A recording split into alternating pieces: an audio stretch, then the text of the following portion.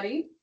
Thank you for joining us today. I am Olivia Nelson, ICSA's Director of Membership Services, and I am joined by Sean Nelson, our Executive Director. Good morning. And for those of us who are new to ICSA, we are a safety-driven nonprofit. We provide safety tools and services for our members. We offer things like cameras at large carrier prices for some of the small carriers. We also offer safety handbooks and insurance discounts, but one of our biggest benefits is our safety consultant. He's able to answer any questions that you might have about driving.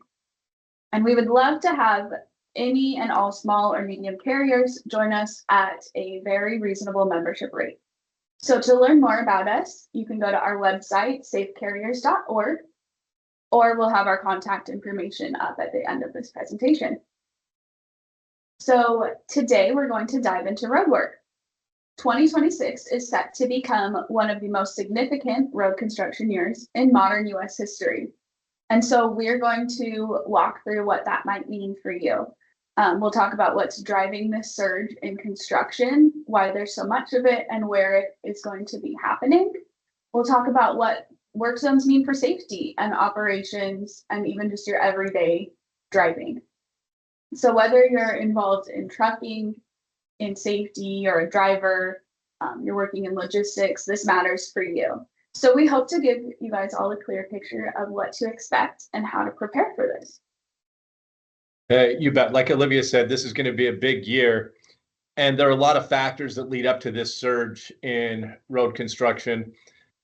One of the biggest ones, because we're going into the summer, is that a lot of municipalities, a lot of area in the country, wait until summer in order to do it because of weather. It's much more difficult to do road construction in the winter when there's snow. So they'll wait till the summer. That's going to make the summer bigger no matter what. But the second, and probably the most important, you remember a few years ago that the infrastructure bill passed, where they talked about spending $1 trillion on upgrading infrastructure.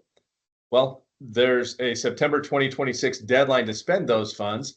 So while municipalities and local governments and states have spent the last few years preparing for it and planning, it's going into effect now. So to put some numbers on it, we're looking at about $209 billion across the country that's going to be spent on road construction this year. To give you an idea of what that looks like in Arizona, where ICSA is headquartered, the last 5 years from 21 to 25, the state spent about an average of $1.5 billion per year on road construction. In 2026, that number is expected to be $6.5 billion, over 4 times as much as normal. What that means is that even though everybody likes better roads and they like the results of the road construction once it's done, that there's going to be a lot of road construction projects that take place this year. And that's going to lead to a lot of frustration. That's going to lead to a lot of angry drivers. And that's going to lead to delays in traffic. So one thing we want to talk about is what they're doing. So we want to break down what kind of road work is actually happening. And I think that these numbers are going to surprise some people because about half of it, 45%, is repair or reconstruction. We're fixing things on the road. 20% is adding capacity to the road, making them bigger. We've got about 15% is going to be system upgrades, and only about 6% is going to be new roads or bridges. So we're not adding a lot to the road. And I think, Olivia, this is an important point. We're not talking about building new roadways. It feels like they're almost satisfied with the roads that we have in place, but fixing up the old roadways and modernizing what we already have in place is the key focus over the coming year. Yeah, and I think that's a really great point. We're focusing on repair instead of expansion. So despite the scale of the road work that's happening, it really isn't about making more roads and expanding these highways. It's about fixing the things that already exist. It includes, you might see old bridges, it includes worn out pavement, safety improvements. We want to make our roads better for everybody driving on them. And it also is about smarter infrastructure. So this work is reflecting a national shift towards modernization over expansion. And this has big implications for traffic patterns and these work zones. Um, but this year, like we talked about 2026 being such a big year in road work, work zones are going to be a daily operating condition for drivers on the road. It's not just an occasional disruption like professional drivers might be used to. Well, and like you say, when it's a new road, the traffic pattern probably won't be disrupted as much, but because they're fixing up the existing roads, that's going to impact daily traffic even more. Right, it's places you're used to driving already. And they're going to be slowed down. So here's some of the big projects that are happening this year. The I-5 interstate bridge replacement. The I-5 bridge between Oregon and Washington, they're doing a $1.4 billion upgrade to help the bridge withstand earthquakes. This is a major corridor that truckers use for West Coast supply chains. In Massachusetts, the Sagamore Bridge is being repaired, the bridge that provides critical access to Cape Cod. In New Jersey, the Portal North Bridge is being repaired. It provides important access for truckers to get to the northeast part of the country. Connecting Tennessee and Arkansas, the I-55 Mississippi River Bridge is one of the most important freight corridors and carries a massive volume of east-west truck freight. Finally, there's new construction going on. They're building an I-69 Ohio River crossing that connects Indiana and Kentucky that's going to close a major interstate gap for drivers. So there are some new projects that are being taken on, but a lot of these are fixing some of the old roads and bridges that are in existence. And while those are some of the biggest projects, I think that one of the biggest things to watch here is the scope. There really is a lot of road construction happening everywhere across the country, even if it is on a smaller scale. So I think every state is feeling the impact of this. And some of the major ones are Minnesota. They don't typically see a lot of road work, and we're going to have 200 plus projects throughout the state. Wisconsin has 400 plus, and Ohio has almost 1,000 new projects that are beginning this year. And then we look at some of the larger states, your Texas, California, Florida, New York, Illinois, and many other states are managing massive multi-year programs worth tens of billions of dollars that have started because of this Infrastructure Act. So no region's going to be unaffected. You've got urban interstates, rural highways. The construction is going to be widespread. For professional drivers, this means that you might have to go through multiple active work zones in a single shift. Drivers should be prepared. Expect road closure. Expect construction at night, the detours, reduce speeds on many of your routes. And it's going to be more important than ever as you plan and as you get to know how to safely navigate through these work zones. So before we talk about safely navigating through those work zones, we want to go over just some basic work zone information. And like Sean kind of mentioned, most road work is happening at night, especially over the summer because they want to avoid that heat during the day. And there's also less traffic at night from passenger vehicles. So if you're driving between the hours of 11 p.m. and 4 a.m., you want to remain extra vigilant, watch out for those work zones. And it's important to remember too that work zones are going to remain set up even if no workers are present. So they might not be actively working on the construction in that area, but it still might be narrow lanes or difficult places to navigate. So pay attention to that. You should also see signs when you are entering a work zone. They should happen before you get there. So use that time to prepare and make sure you're ready to enter a work zone.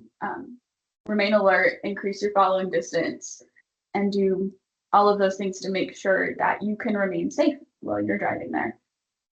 And another thing that you might see is road crew flaggers.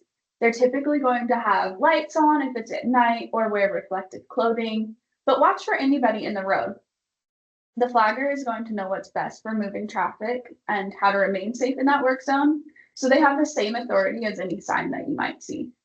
So make sure to avoid any directions from a flagger so you can avoid citations and remain safe. Well, and like Olivia was talking about, road work at night is particularly dangerous, or going through even through a work zone at night because it's dark. because you're not going to have the visibility that you might have during the day. And so it requires some extra vigilance. But just as we talk about the flaggers, let's talk about the workers in the construction zones in general. Between 2014 and 2023, the fatal work injuries at road construction sites have ranged from about 82 to 143 a year. Most of the time, these crashes involve a worker being struck by a vehicle. The only reason we bring this up, knowing that it's a downer of a topic, is because it makes increased awareness as you're going through a work zone even more important. Getting safely through a work zone can save your life. It can save the lives of other drivers, but it can also save the lives of these construction workers who really take their life into their hand, make our roads safer, making them better for all of us. So be really cautious as you're going through, keeping an eye out for the workers. So now let's get into safety, because that really is the most critical issue with our work zones. With this level of construction, especially in 2026, this safety is critical. Work zone crashes are one of the leading risks on US roadways, and data consistently shows that most of these crashes are caused by speed and distracted driving. They're not caused by issues with your vehicle. So in a work zone, professional drivers experience many different road conditions. These might be narrow lanes, so you have a smaller margin of error. You might see passenger vehicles suddenly braking or other vehicles in that work zone. You might see confusing or shifting traffic patterns, so that's why it's extra important to pay attention to the signs and the flaggers. And there's also limited shoulder space in case you need to make an emergency stop. So you should always be prepared for anything that's going to happen in a work zone. And all drivers are going to face these issues. In a passenger vehicle, you'll see the same things in a work zone, but it's going to be a lot worse for a large truck that's hauling a 53-foot trailer loaded with cargo. So it's especially important for these professional drivers to be prepared for the unexpected in construction areas. So some of the ways that you can keep yourself safe, some of the ways you can prevent incidents from becoming issues are: first, reduce your speed before entering the work zone. Don't wait until the area gets congested. Don't wait until you enter the work zone. Start reducing your speed as soon as you know that you're approaching a work zone, and keep that speed low. Don't feel like you need to go the speed limit if it's not safe to go the speed limit.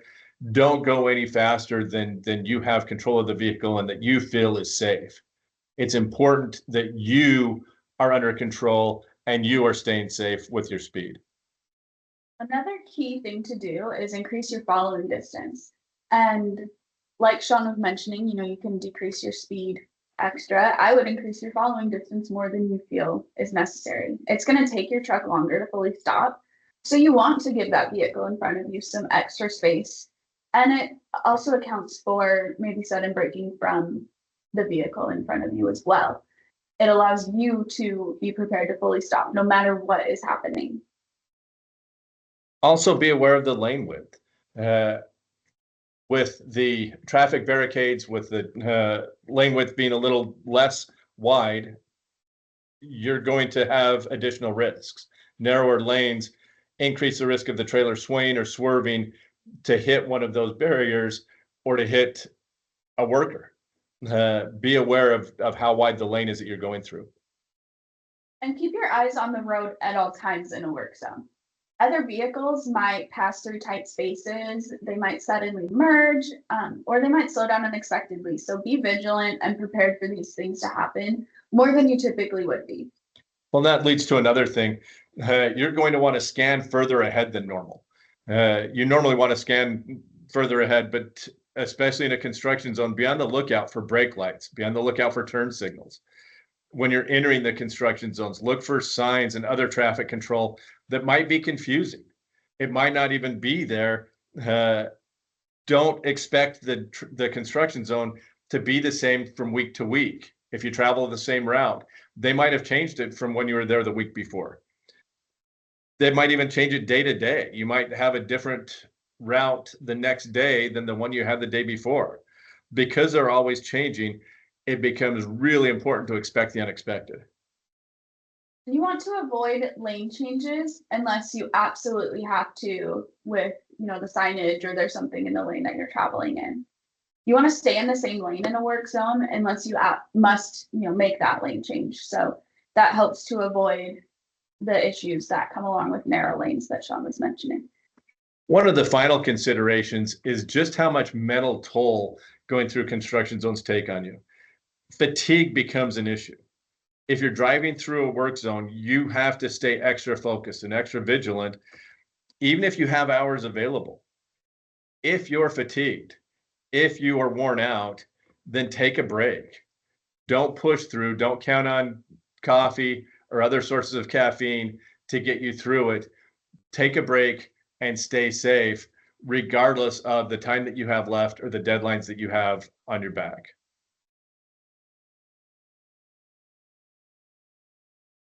The numbers back up the importance of following these safety tips. In 2023, there were 899 total fatalities because of work zone crashes. 307, about a third of those, involved commercial motor vehicles. As a professional driver, it is essential to remain focused when entering a work zone. Work zone crashes aren't typically caused by equipment failure or poor design. They're the direct result of driver behavior. To counter this, states are increasing enforcement. You've all seen the signs that talk about the double fines in the work zone, but there's also greater patrol presence and even automated enforcement in some areas. So for fleets and drivers, what all of this is adding up to is route variability, increased trip times, and a higher risk exposure in a work zone. So some ways to combat that is with preparation. It's critical for any trip, but especially when we're looking at this year with how much road work is really happening. Pre-trip planning is important to recognize where you might experience road closures or work zones. You want to monitor that traffic, see what it's like before you're leaving for a trip. Ensure that all of your distractions are put away as well before you're driving, because anytime you're behind the wheel encountering these work zones, you want to keep your eyes on the road, keep everything focused so that you are able to move safely through them. If you don't prepare as much as possible, it puts yourself and also others on the road at a greater risk. And some other things to consider are that these disruptions are going to impact the entire supply chain. The increased number and frequency of work zones might increase your fuel consumption. You might be idling more or making detours to get around this road work. So prepare for those costs to increase. Drivers might also experience more pressure to make up for lost time if you get backed up or maybe miss a delivery window. And it's important not to let that pressure get to you. If you're feeling constantly rushed or put into difficult situations, it could increase turnover and risk on the road. So it's important not to speed or drive longer hours to make up for lost time. You don't want to sacrifice safe driving, even if you did lose some time because of a construction area. So in closing, let's talk about some resources that are available for your planning. And I'm going to let Olivia talk about this particular resource, which is a great source for any driver going through the country. So we have this website sponsored by the Department of Transportation. And when you go to this link, I'll include this when we post our webinar, but it'll pull up this map of the entire country as well as a list of all of the states. And so you'll want to figure out where you're traveling. And so for today, we chose Arizona. And it pulls up any travel information for that state. So there's travel advisories, and we chose to select construction project alerts to see what road work looked like in Arizona. So if you go to the projects, it tells you where any closures are. You can learn more information and figure out where you might need to avoid during your trips. So I think this is a great tool for all drivers to use, and I think everybody should include it in their pre-trip planning, like we were discussing. Yeah, take advantage of the resources that you have. As we wrap up, let's talk about 3 key takeaways that might happen, and then we'll open it up for questions. First, 2026 is going to be the biggest road construction year ever. There's never been a year like this with this many projects, with this much money going into making our roads better. Yeah, when we come out the back end, it's going to be great, but it's difficult getting there. The second one, the focus is going to be on repairing and modernizing existing roads, not expanding or adding new ones. So if they're making a new road out in the middle of the desert, that's not going to affect traffic patterns. But because they're modernizing existing roads, that's really going to affect the modern traffic. And you need to be extra aware of that. Do the planning like Olivia was talking about. Go to the websites, make sure that your GPS has updated information on road closures. Make sure that you're ready for what comes up if the on-ramp to the freeway that you're trying to take is closed. The third takeaway that we have for you is that the safety risks, the disruptions are going to be widespread. As a professional driver, it becomes incumbent to take steps to reduce risk, stay safe, and to the extent possible, minimize disruption to your business operations. It's tough. It's not easy because the costs are going to go up, the delays are going to increase, but we still have to get the cargo from here to there. We just have to do it in a safe manner. Bottom line, this is a transformational moment for U.S. infrastructure, but it's going to require awareness. It's going to require focus. It's going to require everyone to be adaptable to keep everyone on the road safe. So, Any questions? yeah, let's open it up to questions. Feel free to drop any in the chat, but let's start with a couple that we received during the presentation. So the first one is, who receives that IIJA funding from that Infrastructure Act that we were talking about? So it's received by a lot of different people. It includes state and local government, tribal government, there are nonprofit organizations, private companies, and federal agencies, all receiving funds from this act that was passed. So that's why we're seeing this increase in road work. It's going to many different places, and everybody's utilizing it to make these improvements to the roads. Yeah, the federal government makes money available, and all the local governments are going to try to take as much as they can. So just be ready for it. We also got a question, Olivia, about the types of projects that are included. We talked about roads and bridges, but also understand that there's other infrastructure projects that are going on that could cause disruption, but it could also help once they're done. They're installing charging stations in places for electronic vehicles. They're expanding broadband in some of the rural areas to provide internet services to areas that might be underutilized. So the infrastructure isn't just the roads and bridges. There are different types of projects that are taking place. Those are the questions we got during the broadcast. Are there any other questions that we have in the chat? If not, then we will close off, and thank you for joining us today. Thanks to Olivia for doing a great job with the hosting duties. And we remind everybody to stay safe out there. Check out ICSA, look at joining, and thank you very much for joining us today for this webinar. Thank you.